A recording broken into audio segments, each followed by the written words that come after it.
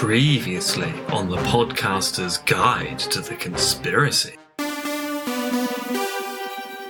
Time-travelling listeners of the podcaster's guide to the conspiracy who are 5 years out of sync will now be listening to things that happened back in September 2014, where our major topics were 1080, that's the poison, not the screen size / resolution, and the general election in Aotearoa, New Zealand. Not the best election, really, mired in a bit of the old dirty politics. Fortunately, yes. Now, if our putative time travellers were a mere 4 years out of step, then in September 2015 they would have been able to hear a discussion of Cui Bono, who I believe at the time we pointed out is a singer from Ireland with a penchant for sunglasses. Yes, very droll. And they would have heard us talk about WTC Building 7. A topic we returned to last week in our patron bonus episode. As well as an interview with Brian Alkeely. Oh, and we talked about a Watergate, whatever that is. Never heard of it. Meanwhile, people stuck a mere 3 years in the past will have experienced September 2016's topical choices. A filler episode. Well, or a grab bag of conspiracy nuggets. A précis of my talk at Deakin University in Melbourne, and a summation of a topic Brian Keeley and I worked on in our joint book chapter on conspiracy theories, the notion of improvised knowledge and expertise. And because it was a September episode, we had to cover the whole controlled demolition set of 9/11 conspiracy theories. Now, as we get closer to the present day, time travellers a mere 2 years out of step will doubtless recall the episodes of September 2017, celebrity conspiracy theorists, and the beginning of our false flag series, which featured the shelling of Manila. Not literally, of course. We didn't actually commit any war crimes ourselves. Allegedly. The Gleiwitch incident and those Istanbul pogroms. Yes, and finally, last year's visitors will have heard our September 2018 sweep consisting of not one but two Michael Collinses, our first discussion of that whole QAnon thing, and then some junk science like the Flat Earth thesis and the Dulles plan. But now is not the past. Now is the future. Well, almost. Because it's September 26, 2019, and this is the Conspiranews.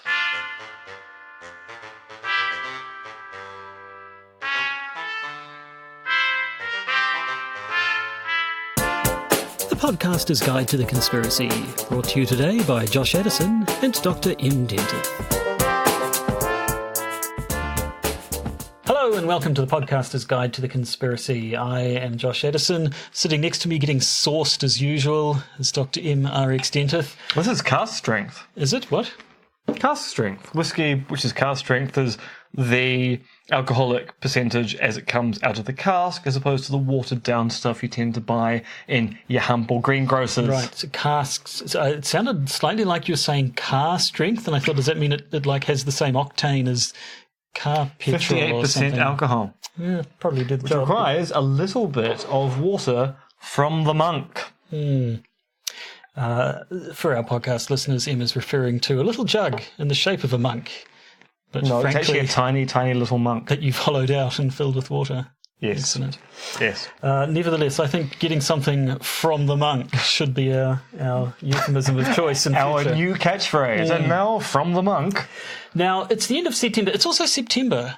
Did we talk about September? I think we talked about the fact we haven't talked about September 11 last week, didn't we? But that may have been the patron bonus episode. It may be in the patron episode. So we should acknowledge the fact that it's September, and September 11, the granddaddy of all conspiracy theories, happened in September, strangely, hence the name. But we don't really have anything new to say about it this year, so we kind of haven't. Well, we kind of did with that whole WTC 7 thing in the patron bonus episode. But it was, yeah. I mean, it's not new or novel. It's not breaking news. It's just people who think that WTC 7 wasn't destroyed by debris from the Twin Towers and do think it was destroyed by a controlled demolition have commissioned an engineering report that says exactly that. And there you go.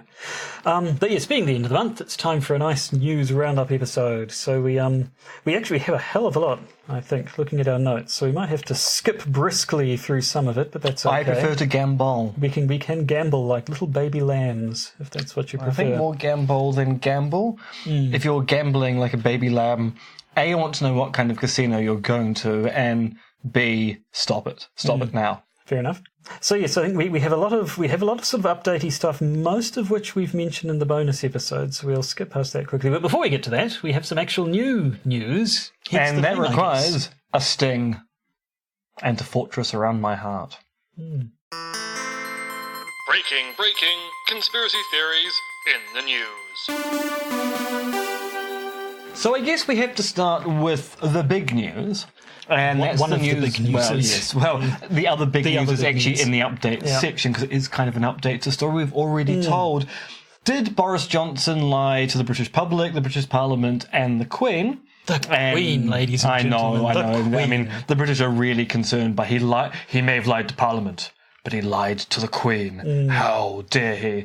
And this does suggest a conspiracy, because it's quite obvious that Johnson, his advisor Dominic Cummings, and Michael Gove, who I think is the Attorney General in the UK, all kind of got together to tell the story about they were going to prorogue Parliament, to put it into recess, to give a Queen's speech. And it now seems quite clear the Supreme Court in the UK has gone. They actually just wanted to shut down Parliament to stifle any debate about Brexit, which does look as if that goes against the stated rationale by the Prime Minister, his Attorney General and the advisor, which does suggest the existence of a conspiracy. And it's all rather exciting, and it's all kind of breaking news right now. So, yeah, there was what happened this morning, a Supreme Court ruling or some sort of court. Well, that was yesterday morning. Was that yesterday morning? Yeah. So there's been that, and then, Boris Johnson seems to be doing the whole dead cat thing by saying incredibly offensive stuff about the death of MP Joe Cox. And daring Labour to vote for an election. So, yes, that's probably to be expected, but nothing of substance has happened this very second, so I guess we'll have to come back to it later. Yes, I'm sure it'll be an update next month. Quite possibly. Now, Pewdiepie. You're down with the kids. I have kids, yes. You're not down with them? Not particularly down with them, no. Yeah. No. They do their own thing, generation gap and all that. Have you sent them down the coal mines yet? Not yet, but it's only a matter of time. They do though, sort of returning to topic, they do enjoy watching YouTubers YouTubing, which I cannot see the appeal of. I think they prefer the term influencers these days. Well, some of them are, some of them aren't. But Pewdiepie, I don't actually know if he still is. For a while, he was the biggest of them all. He had more subscribers than any other channel on YouTube. 100 million subscribers or something like that? I think it was even more. He beat Rihanna. She was number one, and he knocked her off the top. I don't know if that's still true, though, but he's definitely still very big. Does keep doing... Stupid stuff. He's had the occasional racial slur pop out during heated moments on some of his streams. He's done hilarious japes, like there was he found some people who would in Africa or somewhere who you could pay to just hold up a sign on the camera saying whatever you want, and so he thought the hilarious thing would be to get them to say, what was it, death to the Jews or something, something ever so slightly Nazi adjacent. So this sort of stuff has happened enough for it to become a bit of a theme in itself. Which then meant that a few weeks ago, Pewdiepie, whose real name is Felix Kjellberg, decided he was going to donate, and this is in British pounds, £40,500 sterling to the Anti-Defamation League to show that he's not an alt-right figure and not a racist. How did the world react to Pewdiepie going, I'm going to give money to the Anti-Defamation League to show that I'm not a racist? Well, some people sort of said it's a nice gesture, but doesn't actually make you not a racist. And some people said, what? You're giving money to the Anti-Defamation League, thereby distancing yourself from an alt-right peoples, but I'm an alt-right peoples. And I like you. And if you're giving money to the Anti-Defamation League, that means you don't like me. And ooh. And this caused Pewdiepie to decide to not give money to the Anti-Defamation League. So, his line was kind of... I had been advised to give money to the Anti-Defamation League because they're the most prominent sort of, what did you call them, advocates for Jewish causes and what have you, and that would be the sort of the most visible way of sort of sending the message, sending an anti-Semitism message, and then said, but now he sort of agreed to do that, not really knowing anything about them, and then claims having looked into them, he now doesn't so much like the cut of their jib, so he plans to give a donation to someone else, but not the Anti-Defamation League. Yes, and basically he's reacting to people who are making the claim that the ADL goes around calling people anti-Semitic for no other reason than they dislike particular people, and apparently they've been using the Christchurch shooting to manipulate people emotionally. Have they? They've talked about the Christchurch shooting, and people have got quite emotional when they think about the loss of life and the rhetoric which led to that loss of life.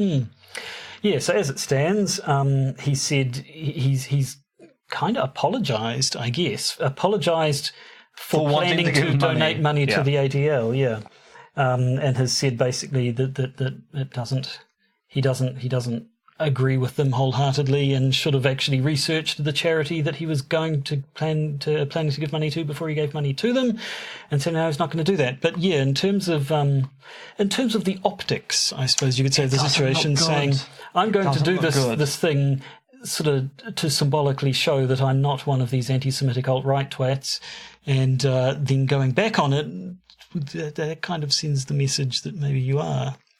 Yeah. So basically, didn't give money because of a conspiracy, and the suspicion is that he's part of the very conspiracy itself. Let's move on. Yes. Let's move on to a much more jolly topic, Saudi Arabia. Gotta love them. Except for when they murder foreign journalists and hack them up with we've forgotten about that. That's ancient news. No, now we're concerned that the Iranians are attacking the Saudis. Yeah, no, I haven't...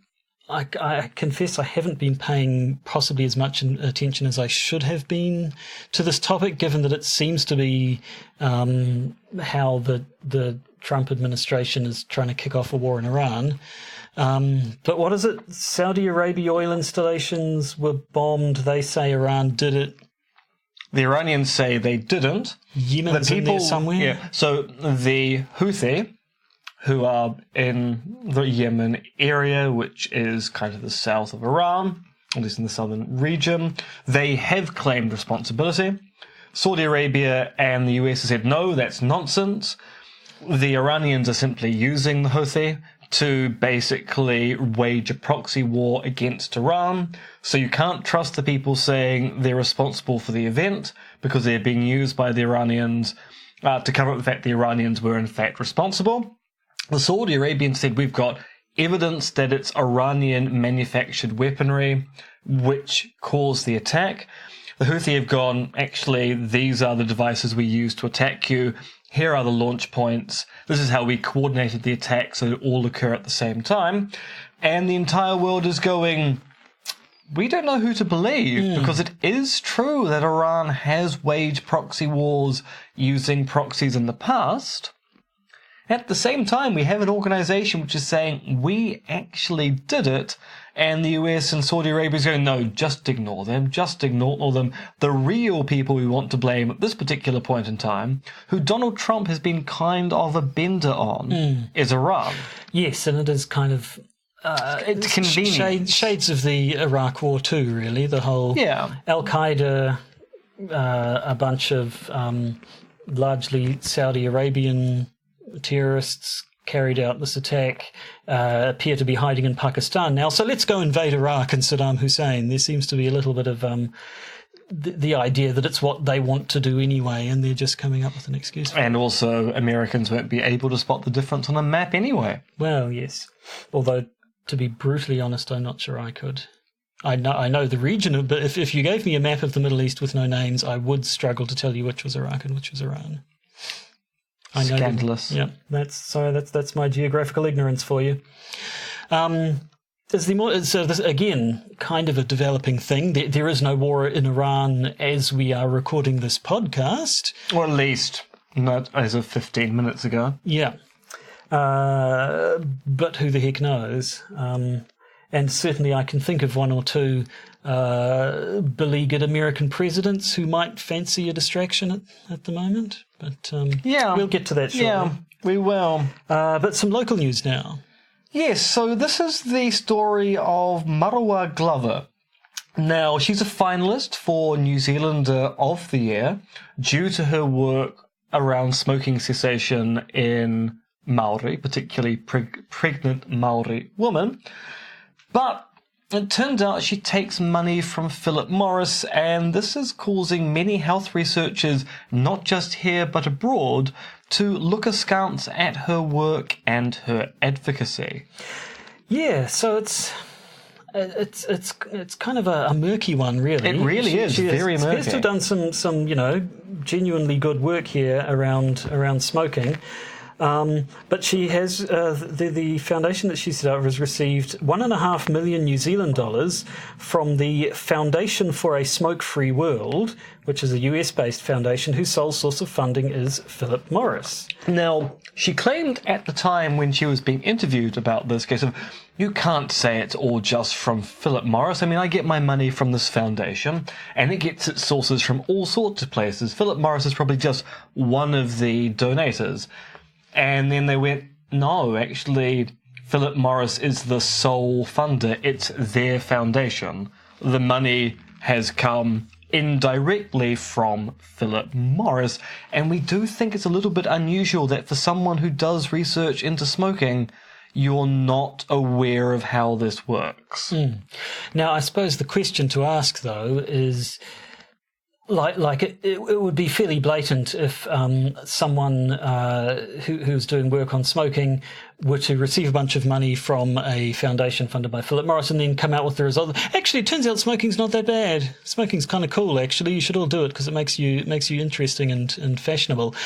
But so what has she actually been saying? Now, so you're vamping here because your tablet's just crashed once again. You've got no access to the notes. What I do, because it's a much more reliable Apple ecosystem. And knew what the load said and was leading you towards the next point. That I knew was I just like to sometimes part the cursor on this podcast. I had my tablet has a weird bug that sometimes it restarts itself for no reason whatsoever. Usually in the midst of the podcast. Yes. So, yeah, the right questions here. Is her research driven by the funders, Philip Morris, or is her research actually driven by her research? And this is a murky situation because she is skeptical of passive smoking, and that's something that Big Tobacco has been skeptical of for quite some time. She thinks that we shouldn't focus on stopping young people from taking up smoking. We should be focusing on heavy smokers, which is something that the big tobacco companies have also talked about, because the big tobacco companies are afraid that if we focus our attentions on people entering the smoking marketplace, there won't be a smoking marketplace in a generation's time. So they'd much rather we focus on the heavy, problematic smokers rather than casual smokers and the like. And she also opposed the recent ban that was brought in by the New Zealand government in smoking in cars. So you can no longer smoke in a car if you've got other is it other passengers or just children? I don't know. I think it's details, just children. But... So she does have a variety of positions which do seem to at least resemble positions put forward by big tobacco companies. But the problem is researchers who have worked with her are saying, no, actually, she holds these strident views, but they are usually evidence-based. They're usually based upon research, or at least saying, given competing priorities and funding decisions we've got to make, this is what we should do for the most outcome. Yeah, so it's an interesting situation. You sort of have this sort of situation that outwardly kind of seems to be on the level, but then when you dig a little bit, looks to be conspiratorial activity in terms of at least sort of people trying to peddle influence while hiding the fact that they're doing so by laundering their money through a foundation.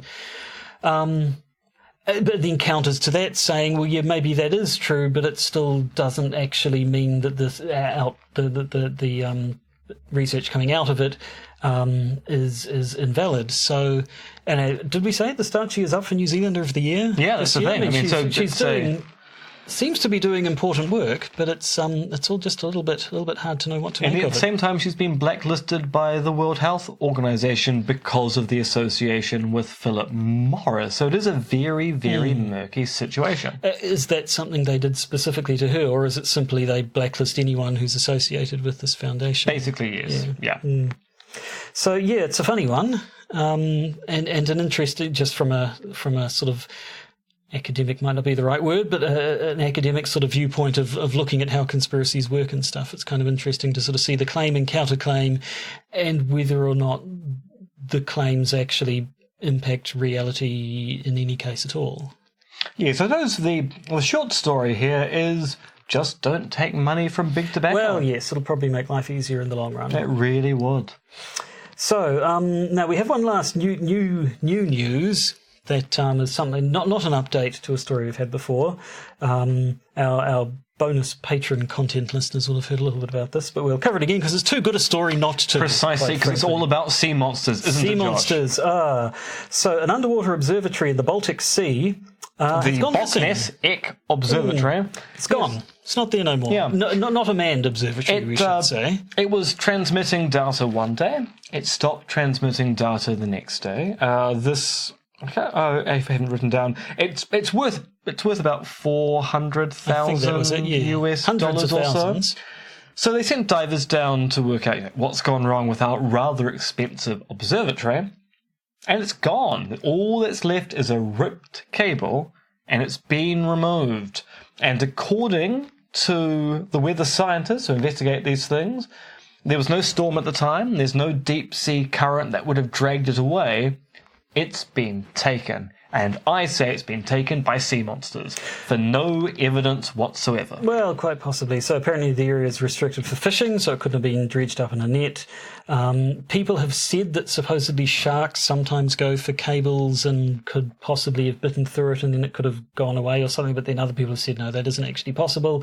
So yes, I think the leading contention among most people is that it was taken away by human looters wanting to get their hands on several $100,000 worth of equipment, but I think the sea monsters hypothesis should not be ignored. See, the fact that they're denying it's a sea monster makes me think that's the real conspiracy. That's exactly what a sea monster would say.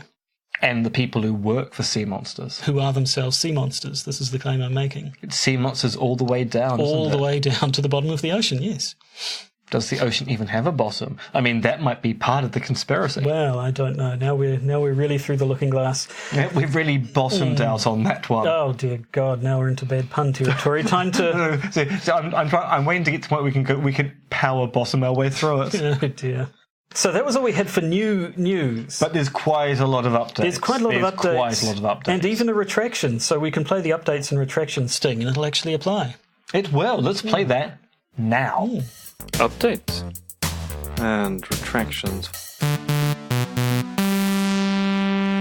Now, an update to an ongoing story. I think there's something about some sort of someone getting impeached for something. Donald Trump or something? It doesn't sound like a big deal. Is it even worth mentioning? I guess. I mean, given it does seem to suggest conspiracy, we're kind of obliged to bring it up. I suppose. Yeah, so just today, and did it start coming out yesterday? I was only reading about it today. Right. Long story is, the short story even. The short story is Donald Trump is likely to be impeached. Actually, they're launching a formal impeachment inquiry. May end up being impeached on the basis of demanding the Ukraine basically investigate Joe Biden's son, Hunter Biden, around a corruption story that we covered back in episode 219. Yes, we did talk about it a while ago. So this is why this is an update and not news. So the claim, the conspiracy theory is that Biden used his influence to basically make an investigation into a business that his son was involved with go away. Which is a story that Donald Trump seems to be spinning when saying that people need to investigate Biden and justifying the phone call to the Ukrainian president, who we'll get onto in just a second. But it's still a bit of a background on the whole Biden situation. Yes. So It has been investigated. That's the thing. And that's what we talked about before. So this was back when Joe Biden was vice president. There was a situation in the Ukraine where it turned out the country's chief prosecutor, Viktor Shokin, was corrupt. And Viktor Shokin was the person who was responsible for investigating corruption in the Ukraine. And Biden, as vice president, basically urged the president of the Ukraine at the time to investigate the corrupt prosecutor so that there wouldn't be any further corruption in the Ukraine. And at the time, Republicans tried to paint this as being a case of Biden's real motivation being covering up the corrupt practices of his son, Hunter Biden, who was working for a Ukrainian gas company at the time.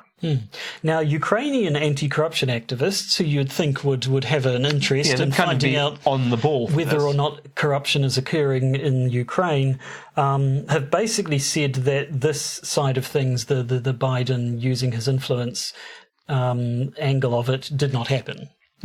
So the investigations there certainly pour cold water on these things, but should the claim be true, of course, it would be very harmful to Joe Biden, who at the moment is looking like one of the leading contenders for being Trump's opponent in the 2020 election. Yes. I don't think he'd be a good president, but he does seem to be quite popular. And so, now it started off. There was a few days ago, there was the whole whistleblower thing. There was some whistleblower had said initially it was quite vague. It was sort of Trump had said stuff he shouldn't have while talking to another country's leader, and people were sort of saying, okay, so who's he actually spoken to in the time period in question, and so on and so forth. But since it now seems to have come out that it was his conversation with the Ukrainian president. Was the one in question, and it seems to have been this thing basically here where Trump, the insinuation was that Trump was threatening to withhold military aid or something like that, unless they did his bidding and investigated Joe Biden. And indeed, what came out today was it turns out, at least the accusation, is that the condition for Trump talking with the Ukrainian president was this topic had to come up. I had not even got to that. That was breaking news this afternoon. So yes, the claim is that Donald Trump is pressuring the Ukrainians to do an investigation into the firing of the chief prosecutor in the Ukraine and the lack of investigation into Hunter Biden's activities there, on the notion that the US is going to restrict around about $400 million worth of aid to the Ukraine unless the Ukraine actually does the investigation on Trump's behalf, which does look like asking a foreign government to give you aid in preparation for an election, which looks like the kind of thing which is impeachable, which then led to Nancy Pelosi actually announcing impeachment proceedings going ahead in the US. So the White House has released a transcript of the call that isn't. It's all to do with apparently it's a reconstruction and a memo. Yeah, there's voice recognition software that sort of records or scans all calls from the White House. And so it's sort of a transcript via voice recognition software of this call, and there's possibly been some editing and so on. And people have sort of said, okay, this is the administration that tried to fake a hurricane report by drawing an extra line on it with a Sharpie. Can we trust that this transcript they supply is anything? What it has contained is enough open for interpretation that Trump supporters say, look, see, it proves nothing bad went on, and Trump detractors say it proves something bad did go on. And in terms of it sort of sounds a little bit like a mafia shakedown. So obviously there is no point at which Trump says, investigate Joe Biden or I will withhold US military aid for you, but it's just sort of, mentions Joe Biden, happens to mention military aid at the same time. It's, and people sort of, some people have come out and said that, this sounds exactly like a what's the word, protection racket sort of a shakedown. And because, once again, it's a reconstruction of a conversation, people are going, if this is the best they can do to shunt attention away from the issue by not releasing the full transcript, this is pretty damning in its own way. Because, the transcript goes a bit like this.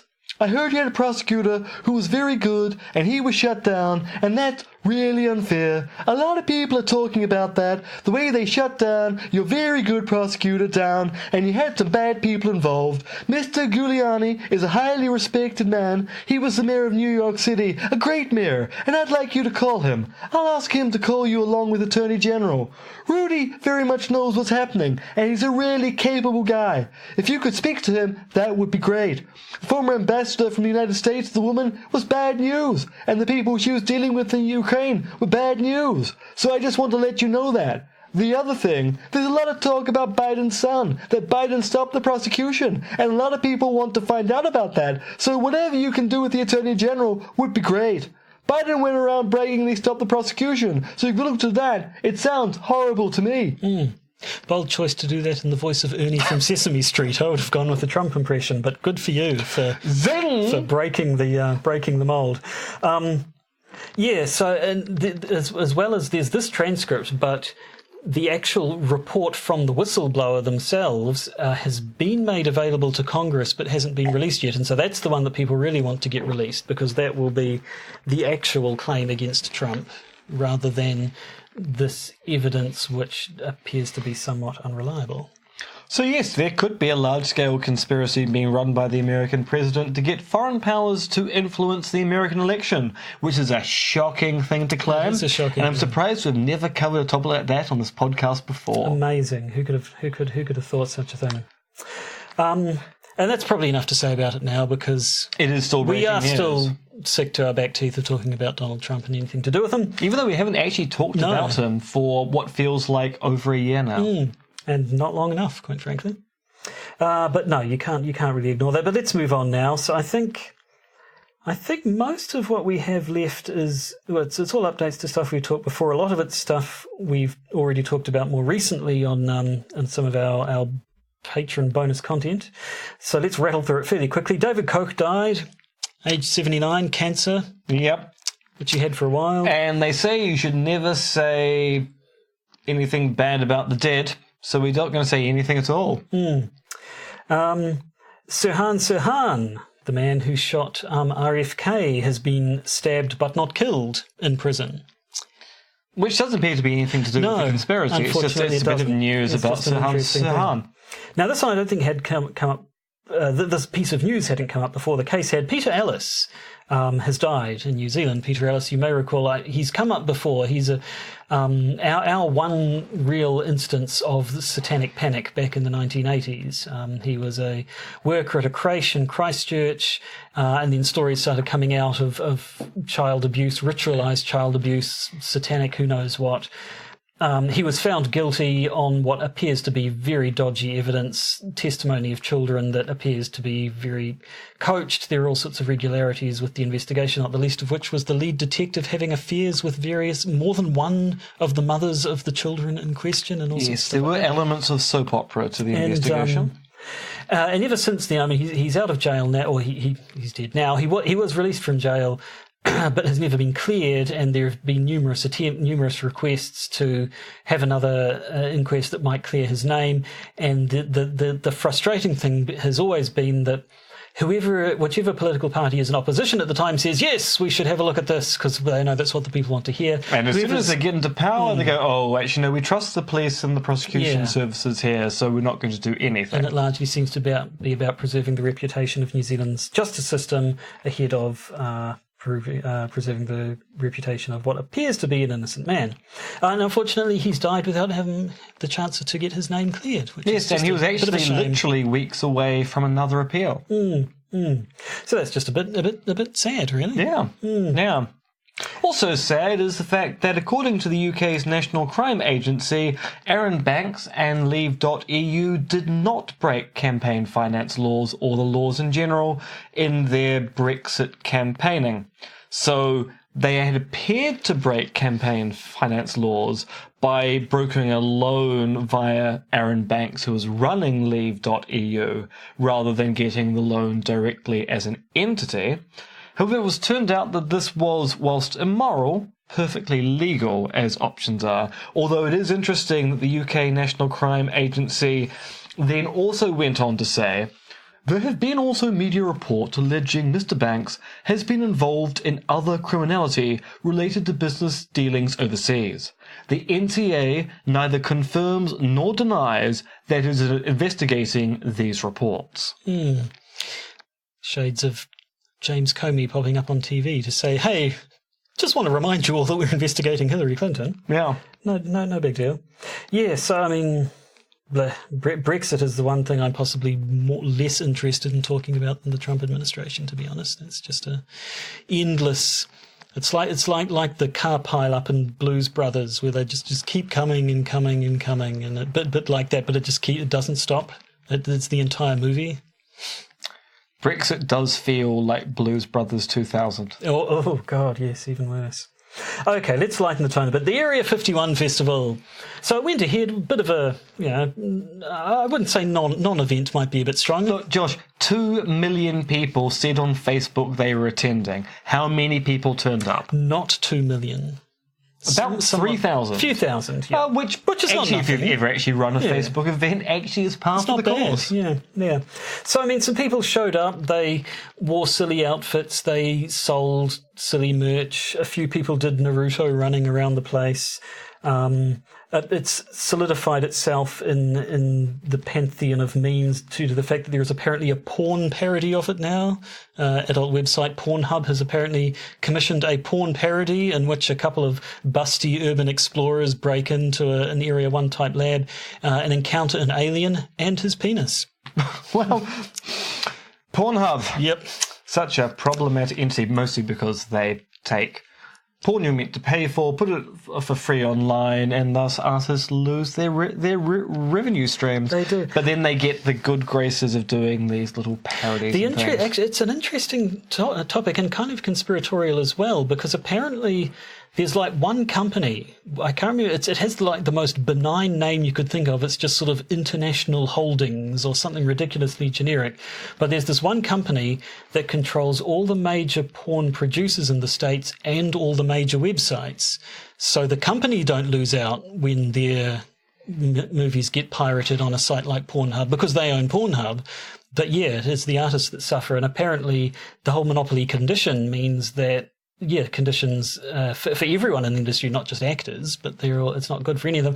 And nothing's going to be done about it, because for something to be done about it, a politician is going to have to stand up in Congress or Senate or wherever and say, hey, we need to do something about regulating the porn industry, and from then until the end of time will be known as the porn politician, and no politician wants to do that to their career. So we should rename this podcast the Porncaster's Guide to the Conspiracy. We can get pirated on Pornhub. They could make a porn parody of us. Oh, I want to see that. I don't, but yeah. So yes, Area 51, bit of a fizzle. Pornhub, actually a global monopoly that will probably crush us all beneath its iron and slightly... No, Amazon's going to do that first. Yeah. And Amazon's going to get into porn eventually. Well, yes. Alexa. Yes? Not sure where you're going. Not sure I want to know. Precisely. Okay. Back to reality then, or I suppose the Area 51 kind of counts as reality, but back to more earthy topics. Jeffrey Epstein. Still dead? Still dead, yep. So there's been lots of stuff coming out about his suicide, or was it? One of the things, of course, is the fact that supposedly the security cameras outside his cell were not functioning. So these cameras have been actually been sent to the FBI to see whether or not they just plain, it was the result of, as we talked about in the past, poor funding of the whole thing, and they just had malfunctioned due to lack of maintenance, or whether they had been actually sabotaged in some way. And so that's with the feds. Yeah. Yep. Now, The whole Jeffrey Epstein thing is going to be fascinating for people like me in March of next year, when there's going to be a major conference on conspiracy theories at the University of Miami, being held, or run by Joe Yasinski. And as far as I can tell, amongst conspiracy theory theorists, there are those who are going, there's nothing to it, to call it a conspiracy and a faked death or murder, vapid conspiracy theorizing. The official theory is obviously true. And then others who are going, yeah, but and, that. And I think it's going to be a quite contentious issue in the field of conspiracy theories, between people who are going, actually, there seems to be enough grounds to at least go, we should consider the possibility, versus the theorists who are going, no, it's just stupid, vapid conspiracy theorizing, shut up about it now. I mean, certainly from as we talked about when we talked about Jeffrey Epstein the first time, the sort of the layperson angle, and that this one event has been the one more than anything recently where I've seen lots of people saying, don't normally go in for conspiracy theories, but this one, it seemed to be... So I don't know if it's just sort of a more recent distrust of the rich and powerful, but then there's always been a bit of that anyway. So, sort of person who supposedly could threaten the interests of the powerful elite, conveniently is no longer a problem for them. It certainly seems. I can see there's an element of plausibility to there. Oh yeah. As I say, it's going to be a very interesting issue in March of next year. And finally, an update on Malaysian Airlines MH17, which is the other one. MH370 is the one that disappeared. MH17 is the one that got shot down. It's kind of a straight-to-DVD sequel to MH370. The one we actually know most of what happened to it, but not a few crucial details. So shot down over Ukraine. Was it shot down by Ukrainian forces? Was it shot down by Russian forces? Was it shot down by Ukrainian loyalists, not separatists, the opposite of what separatists are? Was it shot down with sort of Ukrainian elements who were armed by the Russians and sympathetic to them? Was it Russians in Ukraine? Was it Ukrainians in Russia? Who the hell knows? So we have some... Yeah, so what we do know is that there's been a prisoner swap between Russia and Ukraine recently. And one of the people who claimed responsibility for the downing of MH17, Vladimir Semak, has been given over to Russia, which has led to people in the EU in particular going, that was the worst decision Ukraine ever made, because at least when he was in your custody, you had the ability to pressure him to explain what was going on. But now he's ensconced in Russia. We'll probably never hear from him ever again.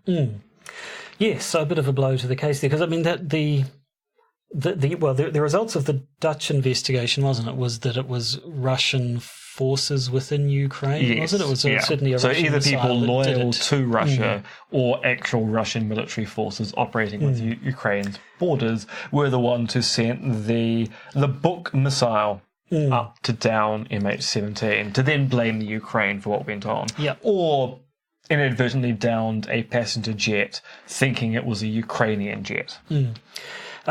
So yeah, I mean that's been the results of this Dutch investigation, but nothing conclusive has happened, and now this seems to be somewhat of a blow towards something conclusive actually happening. Because Russia, by and large, never extradites its citizens or its holdings for investigations overseas. So basically, Vladimir is probably palling it up with the other Vlad, and we'll never hear from him again. That's a shame.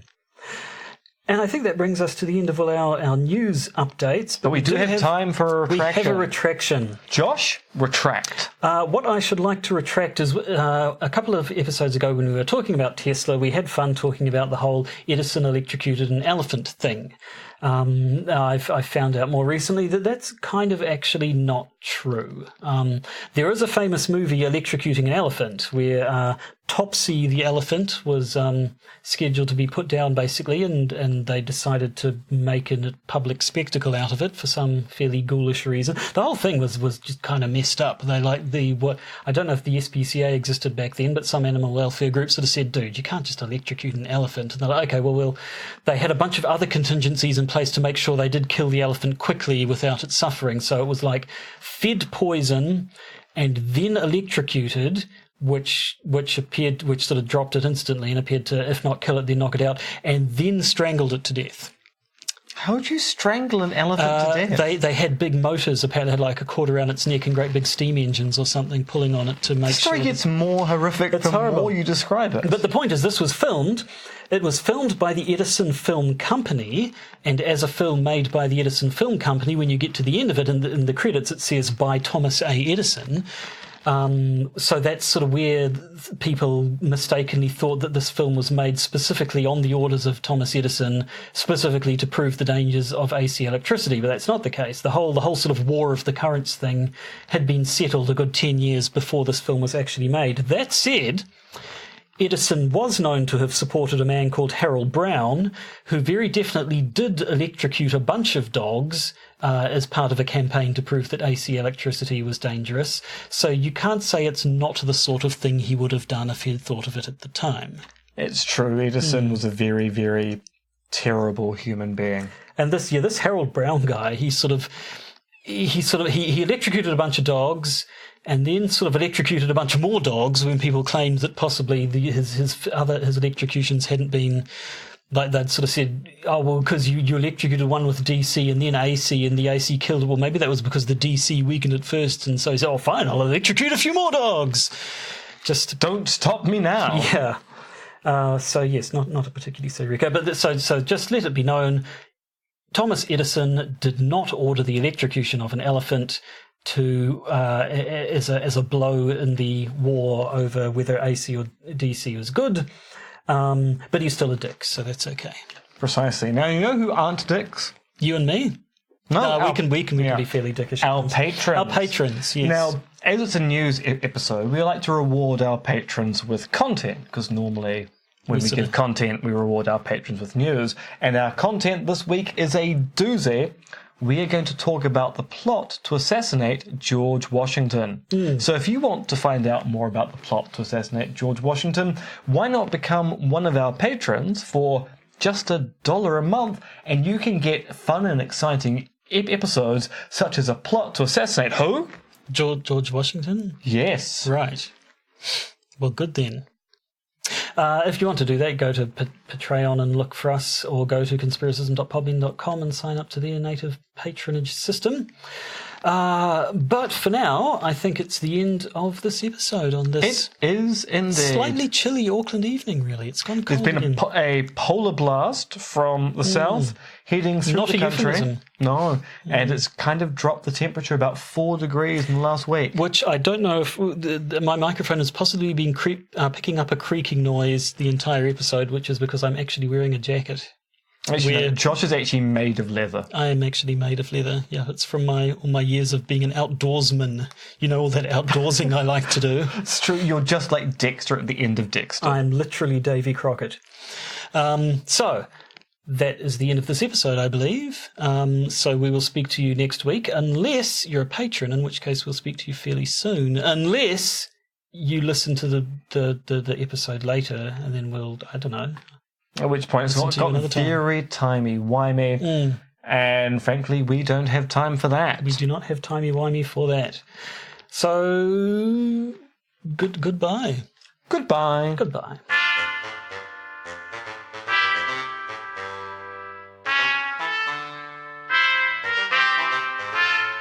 You've been listening to the Podcaster's Guide to the Conspiracy, starring Josh Addison and Dr. MRX Denton, which is written, researched, recorded, and produced by Josh and M.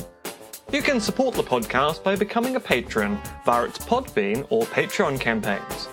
And if you need to get in contact with either Josh or M, you can email them at podcastconspiracy@gmail.com or check their Twitter accounts, monkeyfluids and Conspiracism.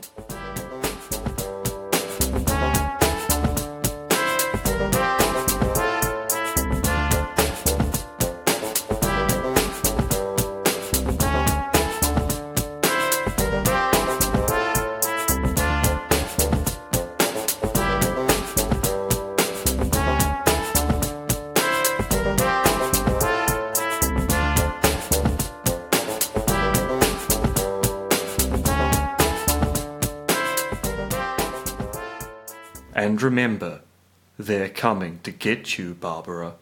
I could hear your leather jacket creaking. Yep. Like Jonathan creaking. TV show that probably went on ever so slightly too long. I didn't watch much of it after the second season, I think. Yeah. No. Some of the films were okay. The ones with Rick Mail were great. Oh, did he come back? Yeah. Excellent. Yes, Yeah. I only saw him in that first Christmas special, whichever Yeah, one was no, that he he was came back in. at least once, if not twice. And he was as Rick Mail as you expect Rick Mail to be. Never the greatest dramatic actor, No. but the greatest Rick Mail. Yes. I don't think there has been a better Rick Mail. I can't think of one. There might have been one in 1366, which was better, but that because don't it talk was and about not who. It was a mantelpiece, but it was a really fine Rick Mail mantelpiece.